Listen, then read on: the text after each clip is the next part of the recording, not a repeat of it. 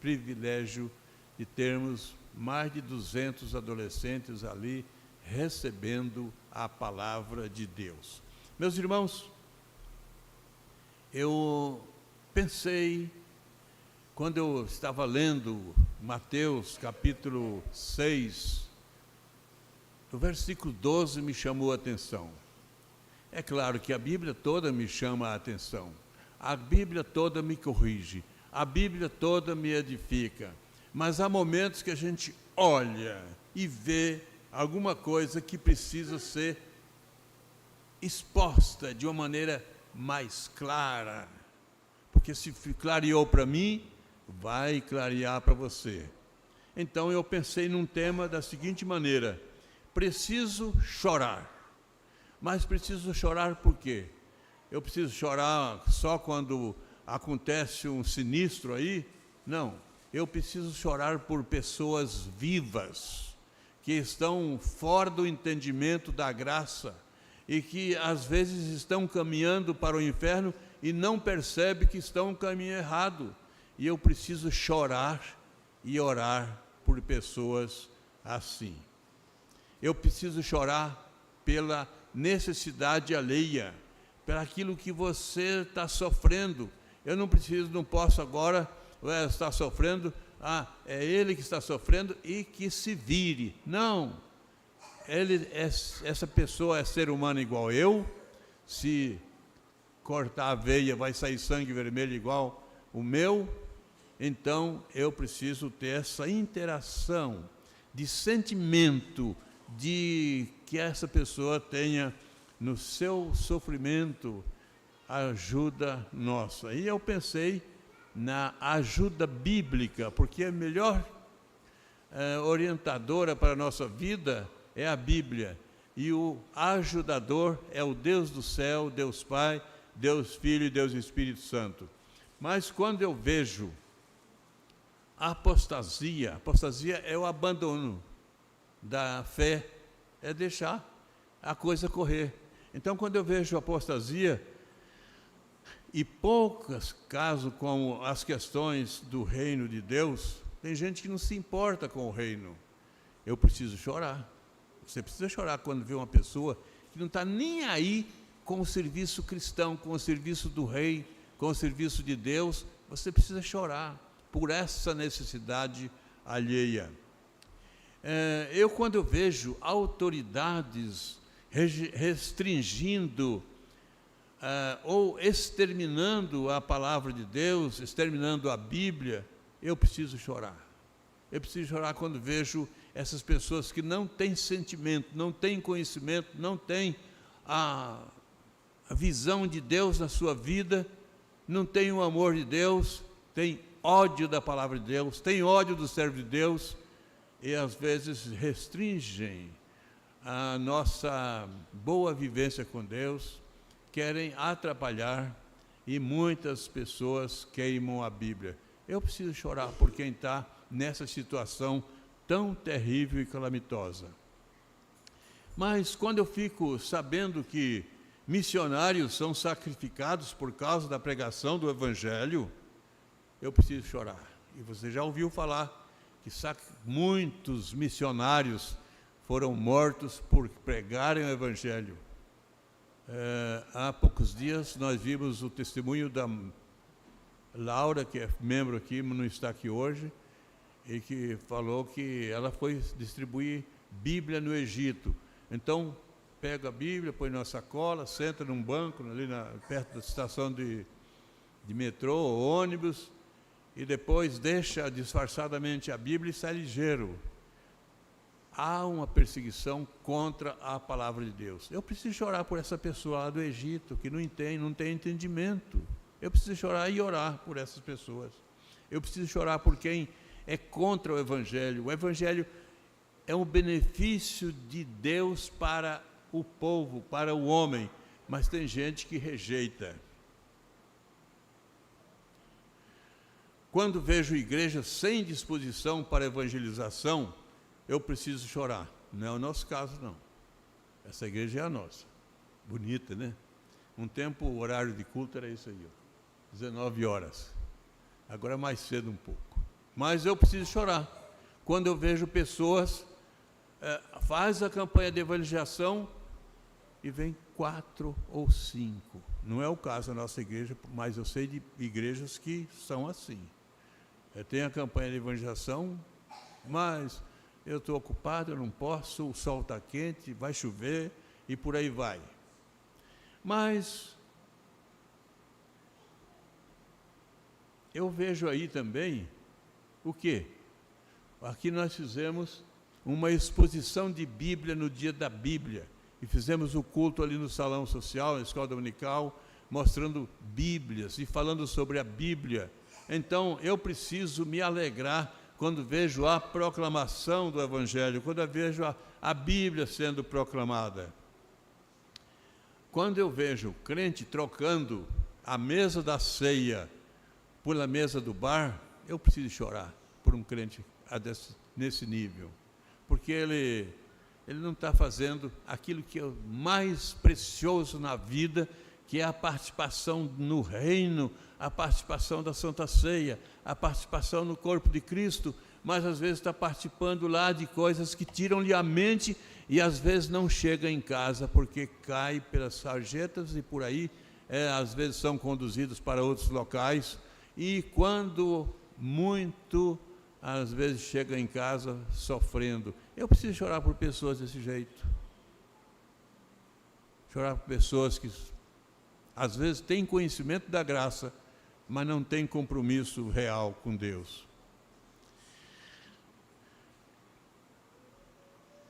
Quando eu vejo o crente trocando a escola bíblica dominical por um saboroso passeio de moto, eu creio que passear de moto é muito bom. Nunca andei de moto, só uma vez na garupa de uma moto, passei maior medo e não gosto de andar de moto, não aprendi, mas eu sei que é um negócio de liberdade, é felicidade andar de moto, mas eu preciso chorar quando essa felicidade se torna um empecilho para o aconchego com a palavra de Deus, o aconchego com o povo de Deus, serve para tirar do seu entendimento o aprendizado que não aprendeu naquele dia e aquela mensagem que essa pessoa deixou de ouvir, jamais ouvirá. Poderá ouvir a outra mensagem do mesmo jeito, mas aquela não ouvirá.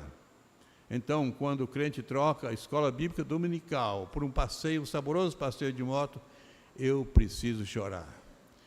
E esse crente, às vezes não tem assim um critério muito rigoroso com a vida cristã e nem com Deus, e faz isso, mas está ensinando para os filhos que a escola dominical é coisa de someno, vai fazer o quê lá? Vai atrasar o almoço? Muitas vezes a pessoa tem mais interesse pelas causas próprias do que pela causa de Deus, e a minha causa, aquilo que eu faço aqui, tudo é passageiro, mas o que eu faço para Deus, para a glória de Deus, tudo é eterno. E o eterno tem 2 lugares, um maravilhoso, excelente, glorioso, cheio de bênção, cheio de refrigério, e o outro cheio de sofrimento. Então, por isso eu gosto de bater na tecla do Salmo 103, bendize, ó minha alma, o Senhor, e tudo que é em mim bendiga o seu santo nome. Eu tenho que pregar para mim, eu tenho que falar para a minha alma que eu preciso de salvá-la, eu preciso de colocá-la no céu. Ou então, essas pessoas que estão trocando a escola dominical por um passeio, por algumas coisas diferentes, elas estão dizendo para os filhos, olha, salvação é coisa banal. Estão ensinando os filhos. O crente sempre precisa de novos discernimentos em sua vivência com Deus. Todo dia a gente aprende coisa nova. Todo dia a gente conversa com o irmão e ele conta a experiência da vida cristã, a experiência daquele milagre que aconteceu na vida dele, e a gente se alegra junto. Então, todo dia que a gente conversa com um irmão, a gente está aprendendo mais ou também ensinando. E isso faz parte da vivência cristã, não é alguma coisa que de prejuízo para a nossa vida, é de felicidade, é de alegria. Então, Todos os dias a gente às vezes tem que ter uma nova decisão, uma decisão diferente em favor de mim mesmo, em favor da igreja, em favor do reino. E eu quero agora pedir licença para contar uma experiência sobre essa questão que eu estou dizendo. Eu tinha um mercado, e mercado você trabalha de segunda a sábado. O meu, como eu tenho a consciência cristã, eu não abria aos domingos. Então, os meus empregados não eram escravos. Eles eram livres para o domingo irem para a igreja, fazer o que quisesse, porque o patrão deles tinha a noção de que o domingo é do Senhor. Então, o patrão deles, que era eu, não abria aos domingos e nunca passei necessidade, a nossa família nunca teve necessidade porque precisasse de abrir aos domingos para resolver o problema financeiro. Não, graças a Deus, não. Mas eu tinha um problema que eu precisei de resolver. Um dia me deu um clique na cabeça, e a gente aprende sempre mais, que era, quando eu ia viajar, minha família morava em Brasília, meus pais, e uma vez por ano, pegava o carro com a família e ia para Brasília. Mas sabe que dia que eu ia? No domingo, e voltava no outro domingo. Eu ia num domingo. Um dia eu dei um clique na minha cabeça que a gente precisa aprender mais cada dia. E falei, espera aí, mas eu estou viajando domingo, é o dia do Senhor, eu estou deixando de ir na minha igreja para aprender mais, para ter comunhão. Eu estou tirando, não é de mim, eu estou tirando de Deus. Eu vou tirar de mim daqui para frente. Aí jamais eu fiz essa viagem aos domingos. Aí nós passamos a fazer a viagem em um dia de semana, porque o dia de semana era meu, eu mando no meu dia de semana. Mas no dia do Senhor eu não posso mandar. Aquele eu tenho que ser obediente e servi-lo. E nós mudamos de posição. Nós deixamos de viajar aos domingos, ia num domingo, voltava no outro, para viajar no dia de semana, que era o meu. Então, nesse tempo eu era empresário e fazia isso. Há um hino que tem uma estrofe que diz assim: no serviço do meu rei, minha vida empregarei. Gozo, paz, felicidade, tem quem serve ao meu bom rei. Mas que hino bonito! No serviço do meu rei, minha vida empregarei. No serviço do meu rei, minha vida empregarei. Gozo, paz, felicidade, tem quem serve ao meu rei. Que gozo, que paz, que felicidade tem quem serve ao Rei Jesus. Então nós precisamos de organização no nosso templo para servir a Deus de uma maneira mais consciente, mais organizada. Então servir a Deus não é um enfado, servir a Deus é felicidade. Imagina que nós lemos aquela palavra de Pedro: vocês são raça eleita, a fim de proclamar as virtudes daquele que vos tirou das trevas para a sua maravilhosa luz. Então, se eu estou falando, preciso de chorar pela necessidade alheia, vamos justificar o nosso tema quanto a essas pessoas que estão em uma inércia espiritual. E aí eu olhei Mateus 12, versículo 6, que está ali na oração do Pai Nosso, e tem um momento que Jesus ensina as pessoas a dizerem assim: perdoa as nossas dívidas, assim como nós temos perdoado aos nossos devedores. O que é isso? Eu preciso chorar, sabe quando? Quando eu vejo pessoas sonegando o perdão. E se você tem, aqui que está aqui, tem alguma questão de mágoa, de ódio com alguém, corre, perdoa.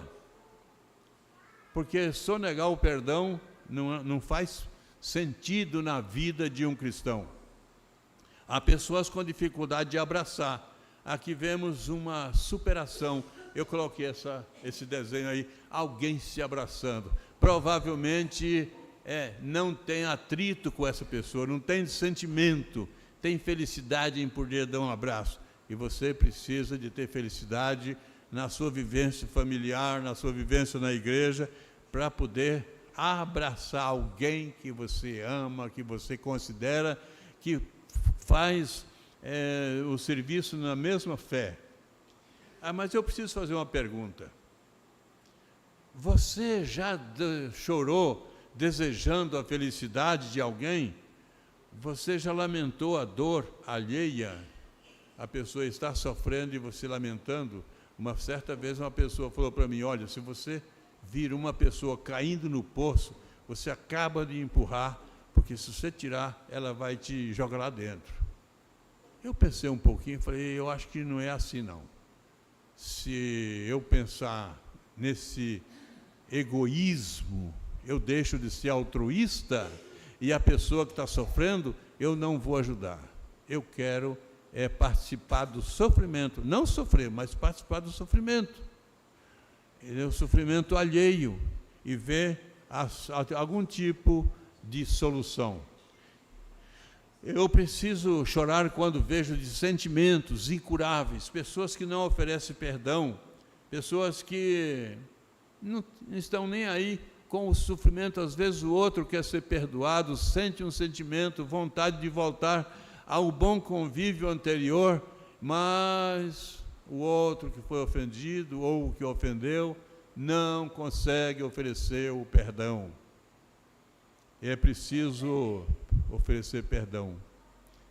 Isso, quando a pessoa não oferece o perdão, não perdoa aquele que ofendeu, é um diagnóstico claro da condenação ao inferno. Então, no céu não vai entrar pecado, e não perdoar é pecado. E tem pessoas que morrem com dissentimento, morrem com ódio, e nunca oferece o perdão a quem lhe ofendeu. Isso está caminhando para o inferno sem perceber que está no caminho errado. Então eu quero que você não seja esse tal que não perdoa. Se você tem algum problema com alguém, hoje é o dia de você tomar uma decisão bonita, agradável. Vai lá e conversa com quem te ofendeu, ou que está há muito tempo sem dar um abraço porque tem dissentimento. Eu preciso chorar quando percebo que pessoas colocam a vida espiritual em primeiro lugar. Pessoas que não colocam a vida espiritual em primeiro lugar estão em deficiência espiritual.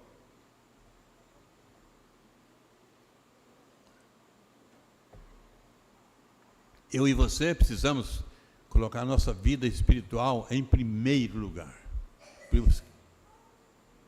Eu preciso chorar quando percebo que pessoas levam a vida sem interação com Deus e com os seus ensinos. Tem pessoas que não estão nem aí, nem aí. Fica igual aquela música, estou nem aí. Não tinha uma música desse jeito? Não estou nem aí. Tem crente que estou nem aí, tem pessoas que não estão nem aí. Tem pessoas lá fora que não estão nem aí com Deus, mas tem crente que não estão nem aí com o árduo serviço do reino, porque a gente precisa estar aí com o serviço, seja aí como nós tivemos essa semana, pessoas trabalhando arduamente para que acontecesse aquele congresso para mais de 200 adolescentes. Precisou um grupo colocar à sua disposição, colocar a vida em serviço do rei, no serviço do rei, do meu rei. Então, tem pessoas que não estão nem aí com a vida espiritual. Jesus disse, buscar em primeiro lugar o seu reino e a sua justiça, e todas essas coisas vos serão acrescentadas. E eu fico olhando, tantas coisas boas que acontecem na vida da gente, quando a gente está de bem com Deus. Eu até quero contar uma experiência que eu vou contar. Não faz mal, é minha vida. Se fosse a sua, talvez eu tivesse que pedir perdão, licença, quer dizer, mas é a minha. Um dia eu vi uma necessidade de uma pessoa e fiz uma oferta de R$100 para essa pessoa. Sabe que daí uma meia hora eu recebi uma oferta de 800? Você imagina só, eu estava lá sabendo se eu ia receber uma oferta, eu não fiz aquilo em troca de nada, mas diante da necessidade daquela pessoa, a gente se sentiu na obrigação de oferecer um pouquinho. Ela precisava de mais, mas nós oferecemos isso. Eu recebi muito mais do que aquilo que eu ofereci. Deus faz grandes coisas na vida da gente, quando a gente vive para Ele, quando a gente considera Ele como o Deus que tem, o Deus que abençoa, o Deus que cuida e o Deus que guarda. Mas eu preciso chorar quando vejo pessoas sem entendimento da seriedade do ensino de Jesus. Tem pessoas que o ensino de Jesus está aí, nós temos a Bíblia, o ensinamento. Isso eu prefiro minha brincadeira do celular. Mateus 12:6. E perdoa-nos as nossas dívidas. O que é isso? Assim. O que significa esse assim? Perdoa as nossas dívidas assim como nós temos perdoados aos nossos devedores. Aí Jesus está falando, olha, cara, se você não perdoar aquele que te ofendeu, Deus não vai te perdoar. Você precisa primeiro perdoar aquele que te ofendeu, para você depois receber o perdão divino. Então, primeiro eu e você, oferecendo o perdão a alguém que precisa do perdão, alguém que precisa da reconciliação uns com os outros. E se eu tiver algum ressentimento com alguém, eu preciso perdoar a pessoa, para depois eu pedir o perdão de Deus, porque sem eu oferecer o perdão, não adianta eu pedir o perdão de Deus, porque é uma coisa inútil, segundo a palavra de Jesus, e eu creio na palavra de Jesus, eu creio no que Ele fez, e isso Ele ensinou para os homens, e lá na cruz Ele confirmou, Ele falou assim, perdoa porque não sabem o que fazem. Ele podia ter falando, Pai, desce o cacete nesse povo que me crucificou aqui, mas Jesus não fez isso. Ele ensinou para nós, perdoa as nossas dívidas, assim como nós perdoamos os nossos devedores, e lá na cruz, Ele falou, Deus, perdoa, porque não sabem o que faz. Então, primeiro eu e você oferecendo perdão, depois eu e você recebendo o perdão de Deus. Não é bonito? Maravilhoso? É muito bom demais. Não perdoar é oferecer, não perdoar o ofensor é dizer para Deus, não desejo entrar no céu. Mas você deseja, não é? Então, se você tem alguém para perdoar, perdoa hoje. Se você não puder ir conversar com essa pessoa hoje, o seu coração já oferece o perdão, e depois, no dia que você encontrar com a pessoa, aí você fala assim, ó, eu quero te perdoar, ou você me ofendeu, e por aí vai. Uma pergunta, você já chorou por alguém que lhe ofendeu? Não sei se você já chorou. Ou ainda está ruminando o ódio. Tem alguém que rumina o ódio. E olha, gente, ódio é um negócio gostoso. Pensa num trem bom, é você alimentar o ódio. O amor é difícil, porque você não sente. O amor é uma questão abstrata dentro do coração, que você tem, mas não dói, não dá sentimento. Você sabe que você tem o amor, mas não. Agora o ódio, esse você sente. Esse dói, esse arde, você sente. Se você já teve ódio alguma vez, você sabe o que eu estou falando. Agora, o amor, ele não arde. Precisa, você tem a satisfação de desenvolver o amor, mas é uma questão da sua consciência, do seu coração e do sentimento do seu coração, mas não arde como arde o ódio. O ódio é satisfatório para quem não quer perdoar. E quem não quer perdoar, que alimenta o ódio, está aplanando o caminho para o inferno. Então temos visto a ordem de Jesus a determinação dele sobre o perdão. Vejamos mais um mandamento de Jesus sobre a singeleza, sobre a nobreza do perdão. Em Mateus 18, 15. Se teu irmão pecar contra ti, vai arguí-lo entre ti e ele só. Se ele te ouvir, ganhaste o teu irmão. Olha, se o teu irmão pecar contra ti, não fala para ele vir te pedir o perdão. Se ele pecar contra ti, você tem que observar, vai lá onde ele está, é o ofendido que vai, não é o ofensor que vem te pedir perdão, a não ser que ele reconheça e queira fazer isso, mas é o ofendido que vai aonde está o ofensor. E sabe por quê? Porque tem muitas vezes que a gente ofende uma pessoa e a gente não sabe que ofendeu. Às vezes numa brincadeira leve, a pessoa se sentiu ofendida, porque tem pessoas de todo tipo de jeito de pensamento, de pensamento e de diferentes atitudes. Às vezes você faz uma brincadeira sem maldade e ofende, e essa pessoa fica ofendida e você não sabe.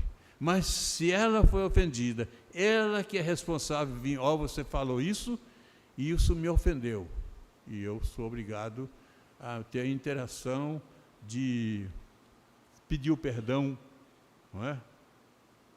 Então, não alertar o ofensor também é pecado, e estar dificultando a entrada no céu, tanto do ofendido como daquele que é o ofensor. Então, voltemos agora ao choro. Não interrompamos esse desejo de chorar, de orar, admoestar, quando possível. Precisamos chorar quando vejo pessoas na igreja dizerem: vou sair da igreja porque eu não suporto fulano. Você já viu isso? Às vezes na sua vivência cristã, se você for novo na vivência cristã, você talvez não tenha visto isso. Mas quem é antigo já viu muitas vezes. Vou sair da igreja porque não me dei bem com o fulano. Eu sabia um tempo de duas pessoas. Uma chegava primeiro na igreja, a que chegasse primeiro escolhia o seu lugar. E a que chegasse depois dava uma olhada assim: fulano está ali, você desse lado aqui. Isso é falta de perdão.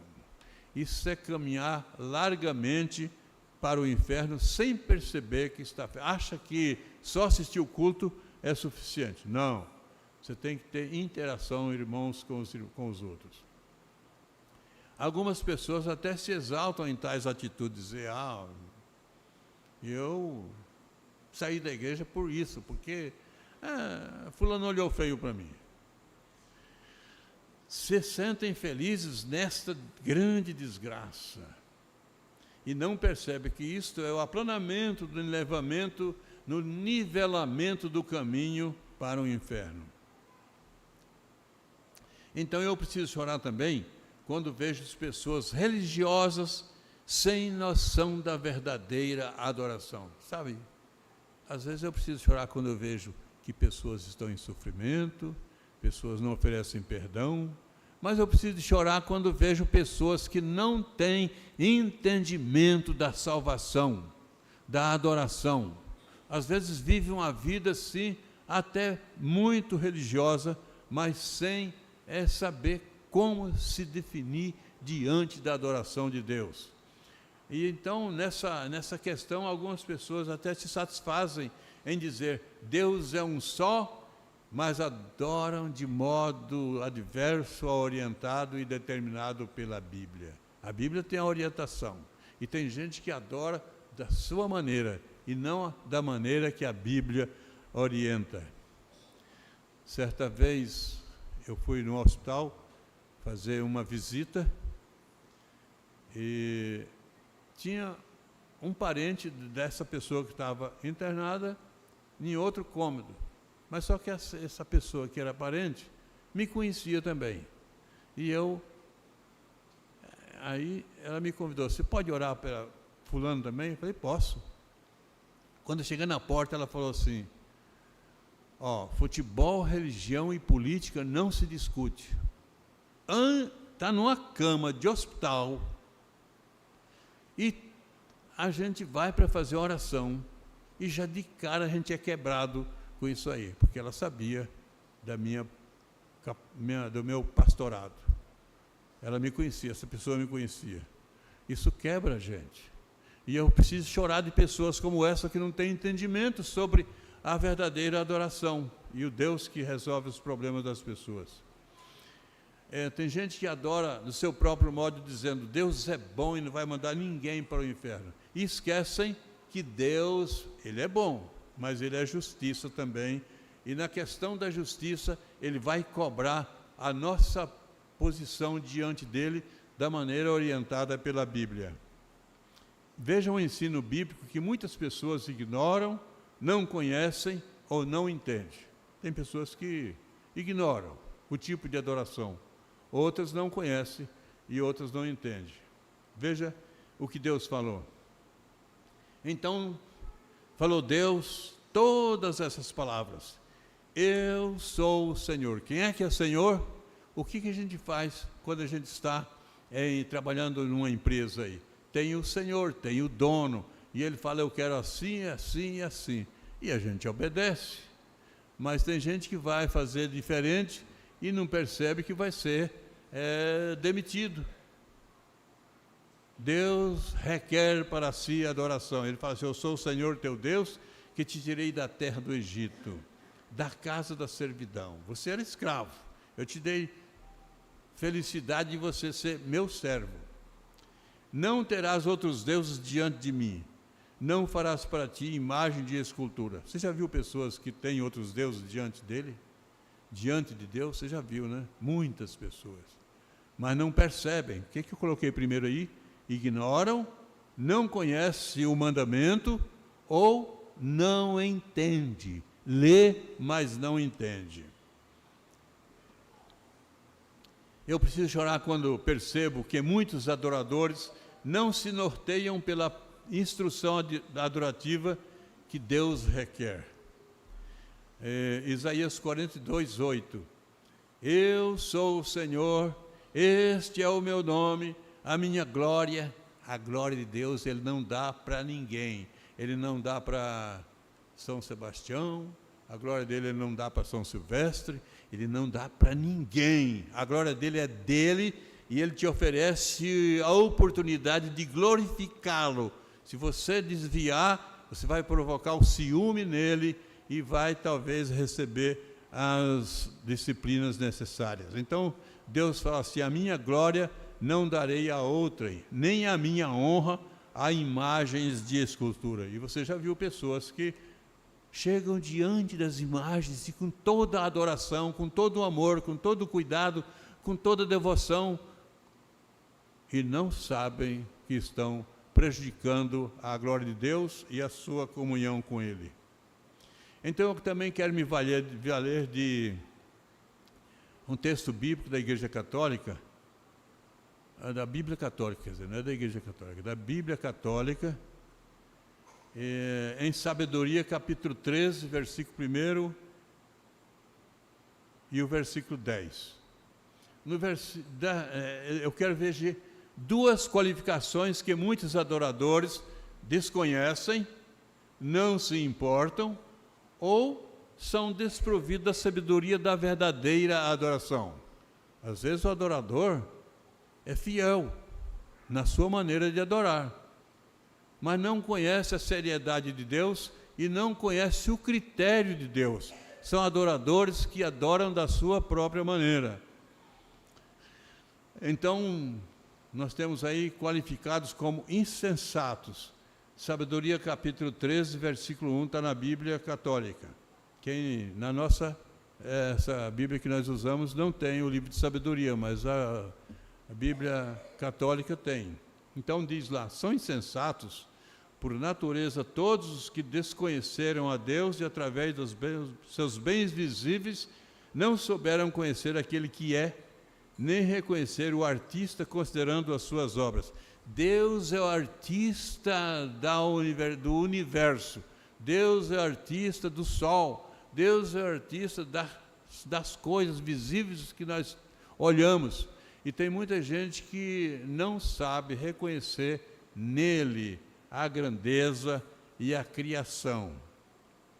Então, quem usa desse jeito a sua maneira de adorar, por esse texto, é considerado como insensato, ou seja, não tem conhecimento da grandeza de Deus, da maneira de se adorar. Mas tem uma outra qualificação também, que é chamado de desgraçados.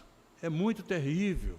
No capítulo 13, versículo 10, mas são desgraçados e esperam em mortos aqueles que chamaram de Deus obras das suas mãos, e ouro, a prata, artisticamente trabalhados, figuras de animais, alguma pedra inútil que outrora certa mão deu forma. O pedreiro, o carpinteiro foi lá e fez uma imagem. E esse livro, esse versículo de sabedoria, capítulo 13, versículo 10, está falando assim, olha, é um desgraçado, é uma pessoa sem graça, sem a graça divina na vida dessa pessoa, porque deixa de adorar o Deus Criador para adorar alguma coisa que foi manipulada, que o homem manipulou, que o homem mandou, que o homem manda, tira daqui e coloca ali. Deixam de adorar o Deus Criador, que é dono, para adorar alguma coisa da manipulação do homem. Isso é uma falta de graça na vida dessa pessoa, segundo esse texto. Então, adoradores sinceros em adoração são sinceros, isso é uma coisa, mas fora do critério que Deus requer. E provocam a Deus o ciúme contra si. Chore e ore diante de Deus para que Ele abra o coração e a mente de uma pessoa desse jeito, para que possa também adorar igual você adora. Você adora o Deus verdadeiro, o Deus vivo, o Deus soberano, o Deus criador, o Deus que ama, o Deus que cuida, o Deus que guarda, o Deus que abençoa. Então, ore por aquela pessoa que ainda não tem esse entendimento, para que também tenham. Uma nota: Judas traiu Jesus por dinheiro. Todo mundo sabe disso. Não precisa nem perguntar nada, que todo mundo sabe que Judas foi um traidor. Mas muitos adoradores traem a Deus pela adoração errada e inconveniente. Como é que faz para trair a Deus? Para ser traidor de Deus. Quando você adora as coisas que você faz e chama de deuses aquelas coisas, você está traindo o Deus dos céus, o Deus poderoso, o Deus que é dono. Então, isso é traição. Prestam adoração associada com ídolos e assim provocam a rejeição divina. E por essas pessoas, você precisa orar e chorar, porque elas são necessitadas de um entendimento da salvação. Mas Jesus tem um lamento. Mateus 23, 37 e 38. Jerusalém, Jerusalém, que mata os profetas, apedreja os que foram enviados. Quantas vezes quis eu reunir os teus filhos, como galinha ajunta os seus pintinhos debaixo das asas, e vós não quisestes. Jesus está tendo um choro por aquela pessoa que não quer, que não entende, que não compreende e que não se decide em segui-lo da maneira conveniente. Eu entendo Jesus chorando pela cegueira do povo. Mas eu preciso chorar também pela justiça justa, porque tem muita justiça aí que não é justa. E a Bíblia nos mostra alguma coisa sobre isso. Eu devo orar para que a nossa nação tenha juízes que julguem com equidade. Vejo como o profeta Isaías se refere sobre injustiça. E nós colocamos aí a balança da justiça, um puxado para o lado que puxa para o meu lado. A justiça é justa. Doa onde doer, ela tem que ser justa. Mas o profeta se ardia ao ver a injustiça e a opressão aos incapazes de se defenderem da maldade jurídica do poder tirano. E aí nós colocamos uma imagem aí, tiramos o semblante da pessoa por causa dos direitos autorais. Isaías 10, de 1 a 4. Ai dos que decretam leis injustas, dos que escrevem leis de opressão. Então eu preciso orar por essas pessoas. Eu preciso chorar essa necessidade de pessoas que estão no poder e só pensam em si. Versículo 2: para negarem justiça aos pobres, para arrebatarem o direito dos aflitos do meu povo. O povo é de Deus, que está sofrendo, a fim de despojarem as viúvas e roubarem os órfãos. Você viu que coisa? No tempo de Isaías estava acontecendo isso. Hoje já é diferente. Hoje já muita coisa mudou. Versículo 3 e 4. Mas que fareis vós outros no dia do castigo? Você fez uma lei para se beneficiar e prejudicar o pobre, o necessitado, a viúva e o órfão? Olha, você vai ser castigado. É isso que está dizendo o versículo 3 aí.